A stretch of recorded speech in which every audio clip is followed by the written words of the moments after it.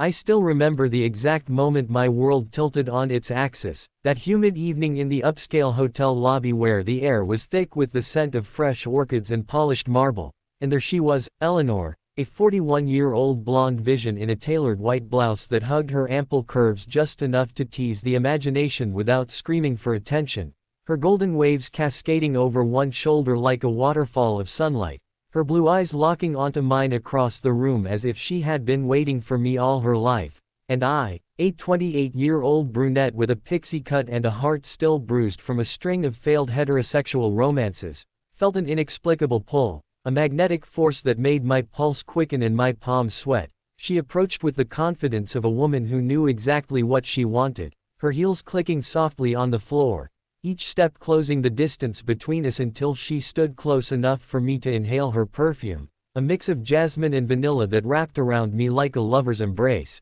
"You look like you could use a drink," she said, her voice low and husky, laced with an accent that hinted at European adventures, and before I could protest or even think, she had guided me to the bar, her hand lightly brushing my lower back, sending electric shocks through my body. We sat on plush velvet stools, the dim lights casting a golden glow on her porcelain skin, and as we talked, she leaned in, her lips curving into a knowing smile, sharing stories of her travels, her divorces, her unapologetic pursuit of pleasure, and I found myself opening up, confessing my dissatisfactions, my curiosities that I had buried deep.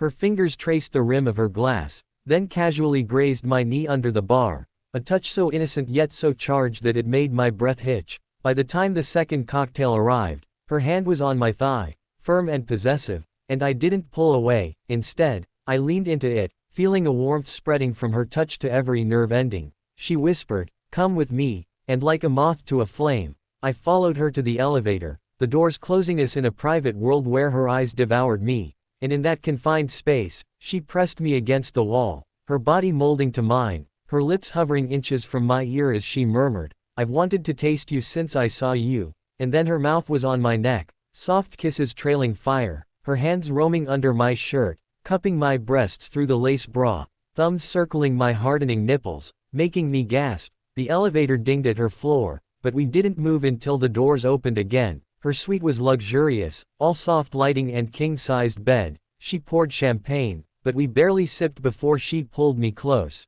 her fingers tilting my chin up, and our lips met in a kiss that was slow at first, exploratory, her tongue teasing mine, tasting of bubbles and desire, then deepening into something hungry, her hands sliding down to grip my ass, pulling me against her. I could feel the heat between her legs through our clothes, and my own arousal soaking my panties. She broke the kiss to trail her mouth down my jaw, to my collarbone, unbuttoning my blouse with deliberate slowness, exposing my skin to her gaze, her approval evident in her moan. "So beautiful," she said, pushing me onto the bed, climbing over me like a predator, her blonde hair falling around us like a curtain. She peeled off my clothes, layer by layer, until I was naked beneath her, vulnerable yet empowered by her worshipful touches, her lips on my breasts, sucking gently, then harder, teeth grazing, sending jolts straight to my core. Her hand ventured lower, fingers parting my folds, finding me wet and ready. "All this for me," she teased, circling my clit with expert precision, making my hips buck. I cried out as she slipped a finger inside, then two, curling them to hit that spot that made stars explode behind my eyes, her thumb on my clit, rhythm building, her mouth capturing mine to swallow my moans. The orgasm crashed over me like a wave, my body arching, toes curling, her name on my lips, but she wasn't done. Oh no, she shed her clothes, revealing a body toned and inviting, full breasts with pink nipples erect, a trimmed patch above her glistening pussy. She straddled my face. "Taste me now," she commanded softly, lowering herself onto my eager tongue. I lapped at her, savoring her sweetness, her moans encouraging me, her hips grinding as I sucked her clit, fingers digging into her thighs. She came with a shudder, flooding my mouth, then collapsed beside me, pulling me into her arms. But this was just the beginning of my lesbian era. The night stretched on with more explorations, her teaching me the joys of scissoring, our wet pussies grinding together in slick friction, building to mutual ecstasy, toys from her drawer vibrating against sensitive flesh, straps-ons plunging deep, roles reversing as I took control, pinning her down, making her beg, and by dawn, exhausted and sated, I knew I was hers, awakened to a side of myself I never knew existed, the seduction complete, my heart and body forever changed.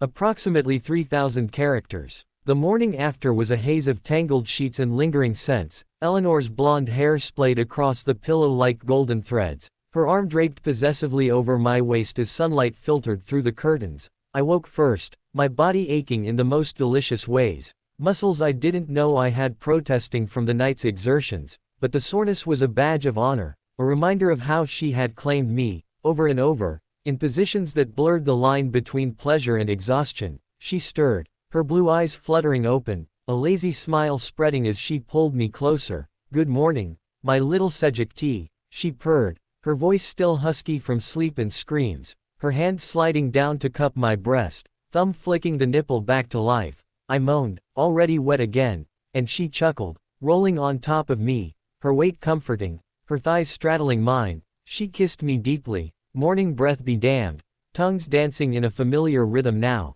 her fingers dipping between my legs to find